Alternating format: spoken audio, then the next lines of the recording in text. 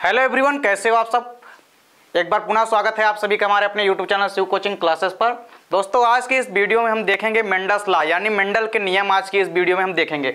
देखिए, इसके पहले हमने प्रीवियस वीडियो में आप लोगों को मेंडलवाद से संबंधित जो भी शब्दावली थी तो वहाँ पे आपको पूरी बेसिक टर्मिनोलॉजी हमने आपको समझा दी थी।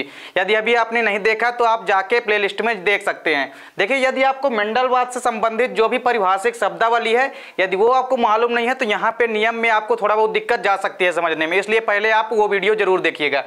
तो चलिए मेंडल के नियम स्टार्ट करते हैं। देखिए, मेंडल के 3 नियम हैं। देखिए, मेंडल के टोटल 3 नियम हैं, जिसमें सबसे पहला नियम क्या है? प्रभाविता का नियम। देखिए, जो पहला नियम है मेंडल का वो कौन सा है? प्रभाविता का नियम। इसके बाद दूसरा नियम है मेंडल का पृथक्करण का नियम। वहीं तीसरा नियम क्या होता है? स्वतंत्र अव्यूहन का नियम। देखिए, यहाँ पे आज की इस वीडियो में हम आप लोगों को मेंडल का जो पहला नियम है प्रभाविता का नियम और साथ ही साथ जो दूसरा नियम है पृथक्करण का नियम, दोनों आज की इस वीडियो में हम आपको कराएंगे। तो आइए वीडियो को स्टार्ट करते हैं। देखिए, प्रभाविता का नियम सबसे पहले हमारा जो पहला नियम है मेंडल का पहला नियम है प्रभाविता का नियम। देखिए, इस नियम को हम लॉ ऑफ डोमिनेंस भी कहते हैं। क्या कहते हैं इसको हम? देखिए, इस नियम को हम लॉ ऑफ डोमिनेंस भी कहते हैं। तो देखिए, मेंडल का जो पहला नियम है जिसको कि हम प्रभाविता का नियम कहते हैं, इसको हम इंग्लिश में लॉ ऑफ डोमिनेंस कहते हैं। देखिए, मेंडल का प्रथम नियम या प्रभाविता का नियम क्या कहता है? इस नियम के अनुसार जब विपरीत लक्षणों के जोड़ों को ध्यान में रखकर क्रॉस कराया जाता है तो पहली पीढ़ी में केवल और केवल प्रभावी लक्षण ही दिखाई देते हैं। देखिए, प्रभाविता के नियम में मेंडल ने क्या कहा कि यदि हम इस नियम के अनुसार जब विपरीत लक्षणों के जोड़ों को ध्यान में रखकर क्रॉस कराएंगे, यानी हमारे पास एक लक्षण रहेगा और उस लक्षण का एक विरोधी या विपरीत लक्षण रहेगा, यदि हम उसमें आपस में क्रॉस कराएंगे तो पहली पीढ़ी में केवल और केवल जो है प्रभावी लक्षण ही दिखाई देते हैं। तो चलिए यहाँ पे यदि हम एग्जाम्पल इसका समझें। देखिए, मेंडल द्वारा शुद्ध लंबे पौधे कैपिटल टी तथा साथ ही साथ शुद्ध बौने पौधे से संकरण के पश्चात प्रथम पीढ़ी में केवल लंबे पौधे प्राप्त हुए। देखिए, मेंडल ने क्या किया, प्रयोग करने के लिए एक एग्जाम्पल क्या लिया कि इन्होंने शुद्ध लंबा पौधा लिया एक, जिसको कि उन्होंने समयुग्मजी जीनोटाइप, इसका समयुग्मजी जो जीनोटाइप है, जीन प्रारूप जो है कैपिटल टी लिया। वहीं दूसरा जब इन्होंने बौना पौधा लिया तो उसमें इन्होंने क्या लिया? स्मॉल टी लिया। अब देखिए, इसमें जब उन्होंने संकरण कराया तो संकरण के पश्चात क्या देखा कि केवल और केवल जो है लंबे पौधे प्राप्त होते हैं। अब चलिए यहाँ पे हम आपको बताते हैं एग्जाम्पल के थ्रू। तो देखिए, सबसे पहले आप मेंडल के प्रभाविता का नियम का स्क्रीनशॉट ले लेंगे। इसके बाद हम इसको यहाँ पे रब करके हम अगला यहाँ पे एग्जाम्पल इसका बताएंगे। तो चलिए, सबसे पहले आप मेंडल के प्रभाविता का नियम का स्क्रीनशॉट ले लीजिए जल्दी से।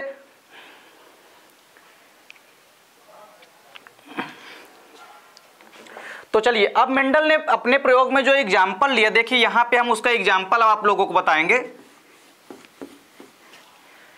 देखिए, मेंडल का प्रभाविता का नियम क्या कहता है कि यदि हम किसी एक जोड़ी विपरीत लक्षणों वाले जोड़ों को ध्यान में रखकर क्रॉस कराते हैं तो प्रथम पीढ़ी में केवल और केवल हमको प्रभावी लक्षण दिखाई देते हैं। अब देखिए, मान लीजिए यहाँ पे हमारे पास एक शुद्ध, देखिए यहाँ पे एक हमारे पास क्या है? शुद्ध लंबा पौधा। क्या है हमारे पास? शुद्ध लंबा पौधा। तो देखिए, यहाँ पास हमारे पास शुद्ध लंबा पौधा जो है वो क्या है? Capital T. ये क्या है हमारे पास? शुद्ध लंबा पौधा, जिसका जीन प्रारूप या जीनोटाइप क्या है? कैपिटल टी यानी समयुग्मजी हैं। देखिए, दो समयुग्मजी जीनोटाइप है यहाँ पे। इसके बाद देखिए उन्होंने क्या किया, अब ये देखिए ये एक लक्षण हो गया कि पौधा क्या है? लंबा है। तो पौधे की जो लंबाई है ये क्या इसका लक्षण है? तो देखिए, एक लक्षण हो गया। अब इसका विरोधी लक्षण या विपरीत लक्षण, तो देखिए यहाँ पे तो क्या था? शुद्ध लंबा पौधा है, लेकिन इसका उल्टा यानी यहाँ पे विरोधी। तो देखिए, इसका उल्टा यहाँ पे क्या लिया उन्होंने? शुद्ध बौना पौधा लिया। शुद्ध बौना पौधा। अब समझिए यहाँ पे कि मेंडल ने क्या किया कि एक जोड़ी विपरीत लक्षण लिए। ठीक है, एक जोड़ी लक्षण लिया और उसका विरोधी लक्षण या विपरीत लक्षण लिया। देखिए, यहाँ पे शुद्ध लंबा पौधा है और इसका विरोधी लक्षण क्या है? शुद्ध बौना पौधा। अब देखिए, शुद्ध बौने पौधे को स्मॉल टी यानी इसका जो जीन प्रारूप है या जीनोटाइप है वो क्या है? स्मॉल टी है। अब देखिए, इन्होंने क्या किया कि जब एक जोड़ी विपरीत लक्षणों को विपरीत लक्षणों को क्या किया, आपस में क्रॉस कराया। अब देखिए इनके मध्य जब इन्होंने क्रॉस कराया या परागण कराया, संकरण कराया, तो देखिए जब क्रॉस या संकरण कराया तो इसके परिणाम स्वरूप देखिए,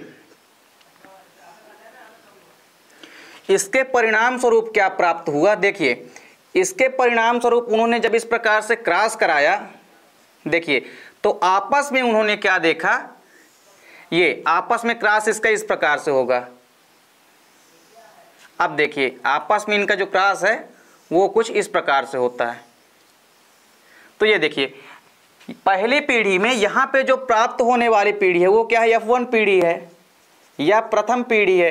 तो देखिए अब इसमें क्या किया कि इन्होंने जब शुद्ध लंबे और शुद्ध बौने पौधों के मध्य संकरण कराया या क्रॉस कराया, तो पहली पीढ़ी में देखिए, ये पहली पीढ़ी में यहाँ पे देखिए कैपिटल टी क्रिया किया स्मॉल टी से, तो क्या बना कैपिटल टी स्मॉल टी।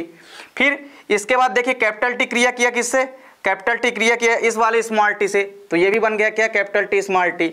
ये वाली कैपिटल टी क्रिया किया स्मॉल टी से, तो ये भी बन गया क्या कैपिटल टी स्मॉल टी। इसके बाद ये वाली कैपिटल टी क्रॉस किया किसके साथ, इसके साथ क्रॉस किया, तो देखिए ये भी क्या बन गया कैपिटल टी, ये यहाँ पे बन गए, देखिए यहाँ पे दो हो जाएंगे, एक बन चुका है पहले ही, देखिए तो यहाँ पे ये बन गया, देखिए यहाँ पे ये बन गया, ये भी बन गया क्या कैपिटल टी स्मॉल टी। तो देखिए यहाँ पे F1 पीढ़ी में 1 2 3 4, यानी यहाँ पे देखिए F1 पीढ़ी में जो भी संतानें या जो भी पौधा प्राप्त हो रहा है वो कैसा पौधा प्राप्त हो रहा है, प्रथम पीढ़ी में केवल और केवल यहाँ पे प्रभावी लक्षण प्राप्त हो रहे हैं। अब देखिए यहाँ पे क्योंकि जो शुद्ध लंबा पौधा है हमारा वो क्या है, शुद्ध लंबा पौधा हमारा क्या है प्रभावी है, वहीं जो हमारा अप्रभावी लक्षण है वो क्या है बौना पौधा।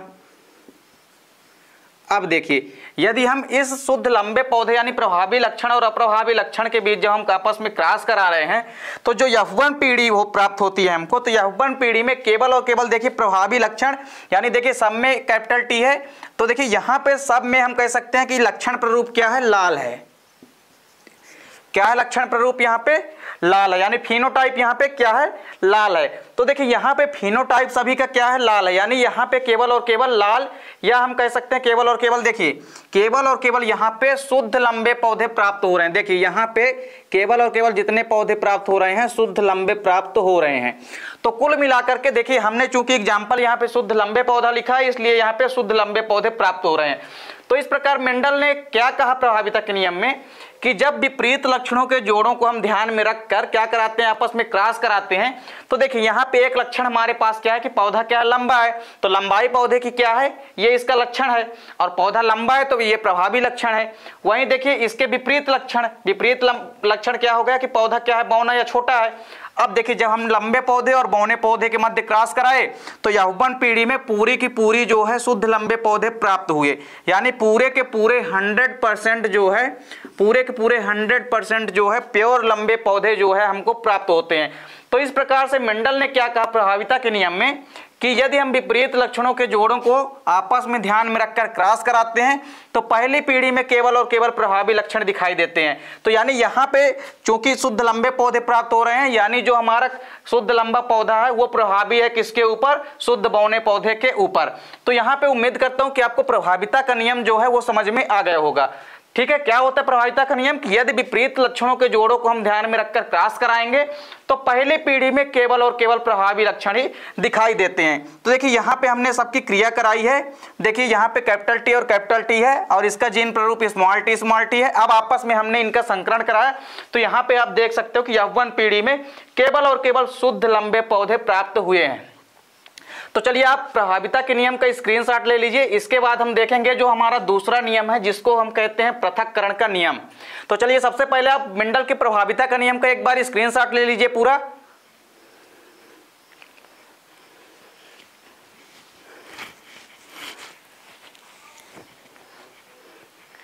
चलिए अब इसके बाद हमारा जो दूसरा नियम है वो क्या है, मेंडल के पृथक्करण का नियम। चलिए इसके बाद हम प्रभाविता का नियम यहां पे रब कर देते हैं। चलिए इसके बाद हम देखते हैं दूसरा मेंडल के पृथक्करण का नियम।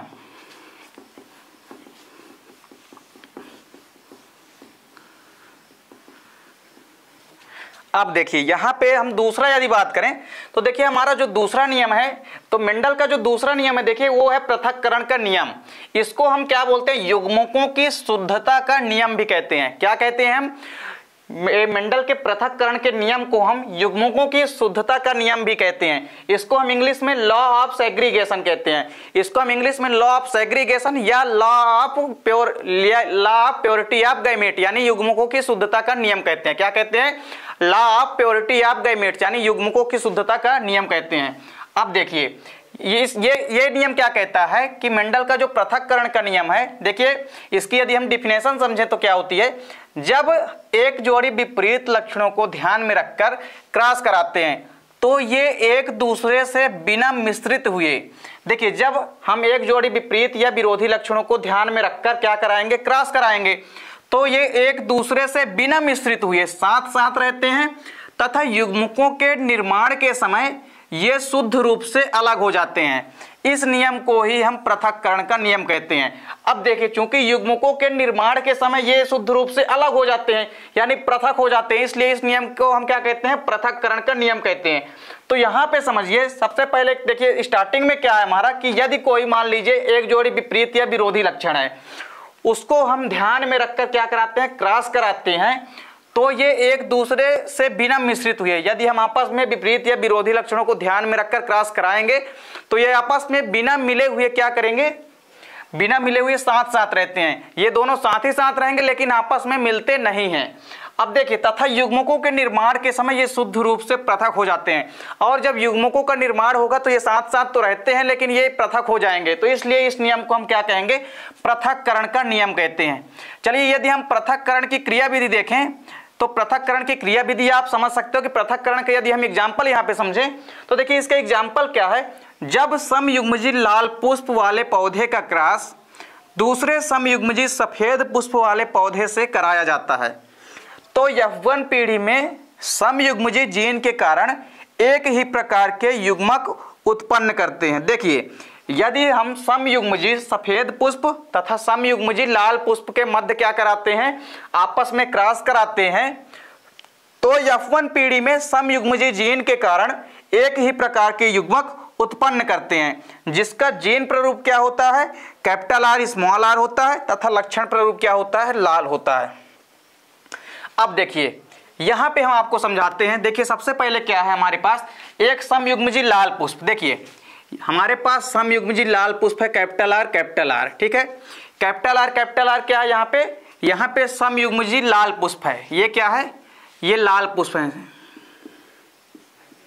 देखिए कैपिटल आर यहाँ पे क्या है, कैपिटल आर और कैपिटल आर पूरे जो है क्या है, ये समयुग्मजी लाल पुष्प है। समयुग्मजी का मतलब होता है, देखिए यहाँ पे दो जीन है और दोनों जीन कैसे हैं, कैपिटल आर है, तो समयुग्मजी लाल पुष्प हैं। इसके बाद देखिए समयुग्मजी सफेद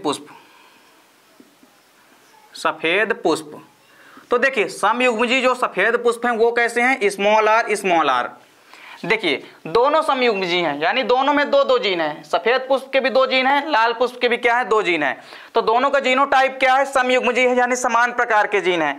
तो यहाँ पे आप समझिए कि जब हम समयुग्मजी लाल पुष्प तथा समयुग्मजी सफेद पुष्प इनमें आपस में हम क्या कराते हैं, क्रॉस कराते हैं, तो इनसे जो हमको प्राप्त होता है यौवन पीढ़ी में तो केवल समयुग्मजी अवस्था ही प्राप्त होती है। यानी देखिए एक ही प्रकार के युग्मक उत्पन्न करते हैं, यानी यदि हम समयुग्मजी लाल पुष्प तथा समयुग्मजी सफेद पुष्प के मध्य देखिए यदि हम आपस में यहाँ पे संकरण कराते हैं तो इसके परिणाम स्वरूप जो प्राप्त होगा, तो देखिए कैपिटल आर और स्मॉल आर प्राप्त होगा। तो जब हम समयुग्मजी लाल पुष्प तथा समयुग्मजी सफेद पुष्प के मध्य क्या कराते हैं, संकरण कराते हैं, तो हमको प्रथम पीढ़ी में यानी ये जो पीढ़ी प्राप्त होती है ये क्या कहलाती है, यौवन पीढ़ी कहलाती है, या इसको हम इंग्लिश में यौवन जनरेशन बोलते हैं। देखिए यौवन पीढ़ी या यौवन जनरेशन। तो देखिए जब हम समयुग्मजी लाल पुष्प तथा सफेद पुष्पों के बीच हमने क्या कराया, संकरण कराया या हमने क्रॉस कराया, तो यौवन पीढ़ी में केवल और केवल यहाँ पे देखिए ये जो युग्मक उत्पन्न होते हैं वो समान प्रकार के होते हैं। और यहाँ पे देखिए चूंकि कैपिटल आर और स्मॉल आर यानी यहाँ पे लाल पुष्प वाले जो पौधे हैं पूरी तरह प्रभावी हैं, तो देखिए यहाँ पे जो कैपिटल आर और स्मॉल आर है, ठीक है। तो कैपिटल आर और स्मॉल प्रकार जो है समान प्रकार के युग्मक यहाँ पे उत्पन्न करते हैं। तो देखिए प्रथम पीढ़ी में क्या लिखा है, प्रथम पीढ़ी में समयुग्मजीय जीन के कारण एक ही प्रकार के युग्मक उत्पन्न होते हैं जिसका जीन प्रारूप क्या होता है, कैपिटल आर स्मॉल आर, तथा लक्षण प्रारूप क्या होता है, लाल होता है। यानी देखिए यहाँ पे जो हमारा कैपिटल आर और स्मॉल आर प्राप्त हुआ है ये क्या है, लाल है। और देखिए जो लाल रंग आया है यहाँ पे, तो लाल रंग यहाँ पे आया है, इसका मतलब क्या है कि लाल रंग का जो जीन है, तो लाल रंग का जो पुष्प है उसका जो जीन है वो सफेद रंग के पुष्प के जीन के ऊपर क्या है, ज्यादा प्रभावी है। तो देखिए लाल रंग का जो जीन आया है वो यहाँ पे क्या है, ज्यादा प्रभावी है, यानी कैपिटल आर जो है स्मॉल आर के ऊपर क्या है, ज्यादा प्रभावी है। इसीलिए तो प्रथम पीढ़ी में या यौवन पीढ़ी में लाल रंग आया है। तो देखिए प्रथम पीढ़ी में क्या होता है, लाल रंग यहाँ पे हमको प्राप्त हुआ, जबकि युग्मक यहाँ पे क्या है, समान प्रकार के उत्पन्न होते हैं। और देखिए ये जो कैपिटल आर और स्मॉल आर आया है, तो यहाँ पे जीन प्रारूप क्या है, जीन प्रारूप, जीन ये क्या आया है, कैपिटल आर और स्मॉल आर क्या है, यहाँ पे ये दोनों जीन प्रारूप हैं। तो यहाँ पे जीन प्रारूप जो है यौवन पीढ़ी में कैपिटल आर स्मॉल आर प्राप्त होता है। वहीं लाल पुष्प जो है, यहाँ पे लाल पुष्प का जो जीन है वो ज्यादा प्रभावी होता है, जिस कारण से यहाँ पे कैपिटल आर स्मॉल आर प्राप्त हुआ। अब चलिए, अब इसके बाद हमको क्या देखना है यहाँ पे, देखिए क्योंकि लाल रंग का जो जीन है, लाल रंग का जीन कौन सा है, कैपिटल आर, और सफेद रंग का जीन क्या है, स्मॉल आर। तो यहाँ पे देखिए, यहाँ पे लाल रंग चूंकि प्राप्त हो रहा है, यानी कैपिटल आर जो है यहाँ पे प्रभावी है किसके ऊपर, स्मॉल आर के ऊपर। चलिए अब हम इस कैपिटल आर और स्मॉल आर में, यानी यहाँ पे जो हमको प्रथम पीढ़ी प्राप्त हुई है, तो इस प्रथम पीढ़ी में यदि हम आपस में क्रॉस कराते हैं, तो प्रथम पीढ़ी में जब हम क्रॉस कराएंगे तो इसके परिणाम स्वरूप जो हमको F2 पीढ़ी प्राप्त होगी, यानी F2 जनरेशन जो प्राप्त होगा, उस F2 जनरेशन में देखिए सफेद पुष्प जो है पुनः आ जाता है।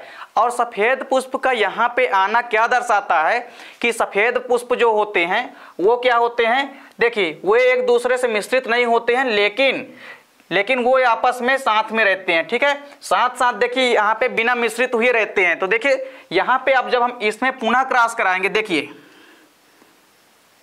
यदि हम इस कैपिटल आर स्मॉल आर में पुनः यदि हम क्या कराएं, इनमें आपस में यदि हम क्रॉस कराएं, देखिए यदि हम इस कैपिटल आर स्मॉल आर में आपस में क्रॉस कराएं, तो देखिए इस कैपिटल आर की क्रिया कराएंगे किससे, इस कैपिटल आर से, फिर इस कैपिटल आर की क्रिया कराएंगे इस स्मॉल आर से, फिर देखिए इस स्मॉल आर की क्रिया कराएंगे इस कैपिटल आर से, और इस स्मॉल आर की क्रिया कराएंगे इस स्मॉल आर से। तो देखिए यहाँ पे हमको क्या प्राप्त होगा, यहाँ पे हमने कैपिटल आर की क्रिया कराई कैपिटल आर से, तो देखिए यहाँ पे कैपिटल आर प्राप्त हो गया। इसके बाद देखिए कैपिटल आर की क्रिया हमने यहाँ पे कराई किसके साथ, स्मॉल आर के साथ, तो यहाँ पे कैपिटल आर स्मॉल आर प्राप्त हुआ। फिर हमने यहाँ पे स्मॉल आर की क्रिया कराई कैपिटल आर के साथ, तो यहाँ पे भी कैपिटल आर और स्मॉल आर प्राप्त हुआ। अब स्मॉल आर की क्रिया जब हमने स्मॉल आर से कराई, तो यहाँ पे दोनों जो है स्मॉल आर प्राप्त हुए। अब आपको पता है कि यहाँ पे हमने जब डबल स्मॉल आर लिया है, यानी ये क्या है, सफेद पुष्प है, ये क्या है, सफेद पुष्प हैं। तो देखिए यहाँ पे आप समझ सकते हैं कि शुद्ध सफेद पुष्प जो होते हैं वो क्या लिया है हमने, समयुग्मजीय होते हैं, और समयुग्मजीय हमने यहाँ पे क्या लिया है, स्मॉल आर। तो देखिए जब यहाँ पे, अब समझिए यहाँ पे, तो यहाँ पे देखिए कैपिटल आर ये तो क्या है, शुद्ध लाल पौधे हैं। देखिए यहाँ पे आप समझ सकते हैं शुद्ध लाल पुष्प कौन से हैं, कैपिटल आर। तो कैपिटल आर क्या है, देखिए यहाँ पे आप समझिए, देखिए अब कैपिटल आर जो प्राप्त हुआ है यहाँ पे, ये कैपिटल आर, देखिए कैपिटल आर जो प्राप्त हुआ है ये क्या होते हैं, ये प्योर रेड हैं। ये क्या है, प्योर रेड, मतलब शुद्ध जो है, शुद्ध लाल पौधे हैं, शुद्ध लाल पुष्प हैं। इसके बाद देखिए बीच में देखिए दो यहाँ पे क्या प्राप्त हुए हैं हमको, कैपिटल आर और स्मॉल आर। और कैपिटल आर स्मॉल आर क्या है, ये देखिए ये यहाँ पे संकर लाल पौधे कहलाते हैं, ये संकर लाल हैं, ठीक है, ये संकर लाल पुष्प है। इसके बाद देखिए यहाँ पे पुनः आपको दिख रहा है कि डबल स्मॉल आर, यानी यहाँ पे जो है शुद्ध सफेद, देखिए स्मॉल आर स्मॉल क्या है, शुद्ध सफेद पुष्प है। तो यहाँ पे आप लोगों को एक चीज समझ में आई, देखिए यहाँ पे यदि हम ओवरऑल 100% में निकालें, तो देखिए 50% तो हमारा क्या है, 50% हमारा शंकर लाल है, क्योंकि यहाँ पे जो है 2% जो है, देखिए यहाँ पे जो कैपिटल आर और स्मॉल आर है, यानी जो शंकर लाल पौधे हैं वो कितने प्राप्त हुए, हमको 2 प्राप्त हुए। वहीं एक स्मॉल आर प्राप्त हुए, यानी शुद्ध सफेद पौधे प्राप्त हुए। और वहीं जो पहला प्राप्त हुआ हमको वो क्या है, कैपिटल आर, यानी यहाँ पे ये क्या है, शुद्ध लाल पौधे हैं, ये क्या है, शुद्ध लाल पुष्प। तो देखिए ये कितने परसेंट प्राप्त हुए हमको, 25%, ये भी 25% हमको प्राप्त हुए। लेकिन इसकी संख्या तो डबल है, शंकर लाल की जो संख्या है वो क्या है, डबल है F2 पीढ़ी में। और ये जो हमको पीढ़ी प्राप्त हुई है ये क्या है, F2 पीढ़ी। ये जो पूरी पीढ़ी में प्राप्त हुए हैं ये कौन सी पीढ़ी है, ये कहलाती है F2 पीढ़ी। तो देखिए यहाँ पे F2 पीढ़ी में जब हम आपस में देखिए लाल पुष्प में जब हम क्या कराते हैं, F1 पीढ़ी में जो हमको लाल पुष्प प्राप्त होते हैं उसको हम क्या कराते हैं, आपस में जब हम संकरण कराते हैं इसमें या क्रॉस कराते हैं, तो देखिए जब हमने इसको आपस में क्रॉस कराया तो इसके परिणाम स्वरूप हमको क्या प्राप्त होता है कि 25% जो है शुद्ध लाल पौधे पुष्प प्राप्त होते हैं, वहीं 50% जो है शंकर लाल पौधे प्राप्त होते हैं, पुष्प प्राप्त होते हैं, और 25% जो है शुद्ध सफेद पुष्प प्राप्त होते हैं।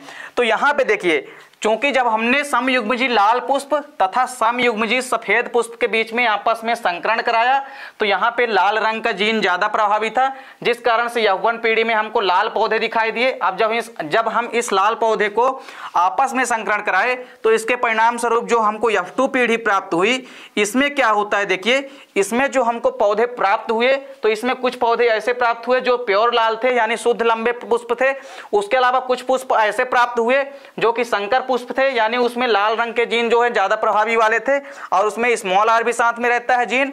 लेकिन कुछ पौधे ऐसे भी प्राप्त हुए सफेद रंग के, कुछ पुष्प ऐसे भी हैं जो देखिए यहाँ पे जो है शुद्ध सफेद हैं।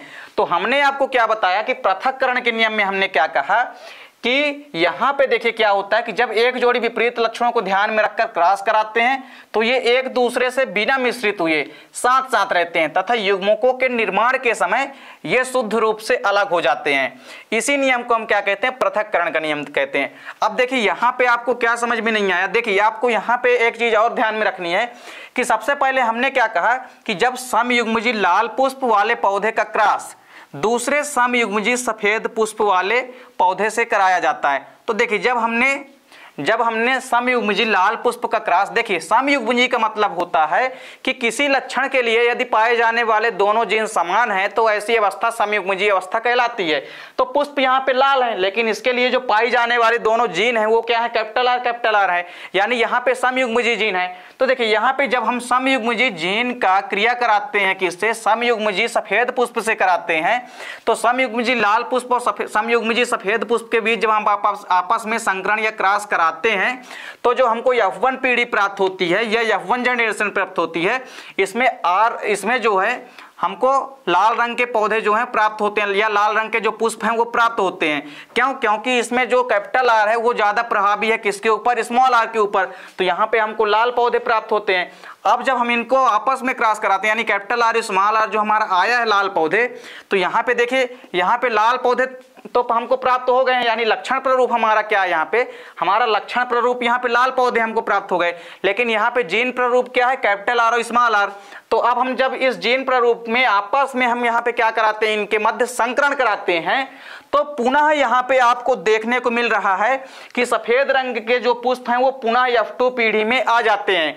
तो यहाँ पे देखिए F2 पीढ़ी में सफेद रंग का पाया जाना ये दर्शाता है कि सफेद रंग के जो जीन होते हैं वो उपस्थित रहते हैं लेकिन ये आपस में कभी एक दूसरे से मिश्र नहीं होते हैं। यानी यहाँ पे हम कह सकते हैं कि सफेद रंग का जो उपस्थित होना ये दर्शाता है F2 पीढ़ी में कि ये आपस में जो जीन होते हैं एक दूसरे से बिना मिश्रित हुए साथ साथ रहते हैं और युग्मकों के निर्माण के समय ये जो है पृथक हो जाते हैं। तो यहाँ पे जो हमारा स्मॉल आर यानी शुद्ध सफेद पुष्प यहाँ पे हमको प्राप्त हुए हैं, तो यहाँ पे शुद्ध सफेद पुष्प का पाया जाना केवल और केवल यही दर्शाता है कि ये जो लाल सफेद रंग के जो जीन होते हैं ये आपस में साथ ही साथ उपस्थित रहते हैं लेकिन आपस में कभी मिश्र नहीं होते हैं, और जब युग्मकों का निर्माण होता है तो ये आपस में पृथक हो जाते हैं।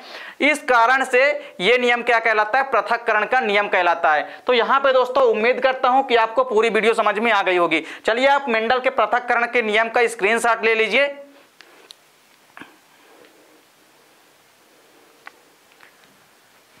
तो उम्मीद करते हैं दोस्तों वीडियो पसंद आई होगी। दोस्तों वीडियो यदि अच्छी लगे तो लाइक और कमेंट कीजिए, साथ ही साथ दोस्तों के बीच शेयर कीजिए। मिलते हैं दोस्तों नेक्स्ट वीडियो में, तब तक के लिए जय हिंद, वंदे मातरम।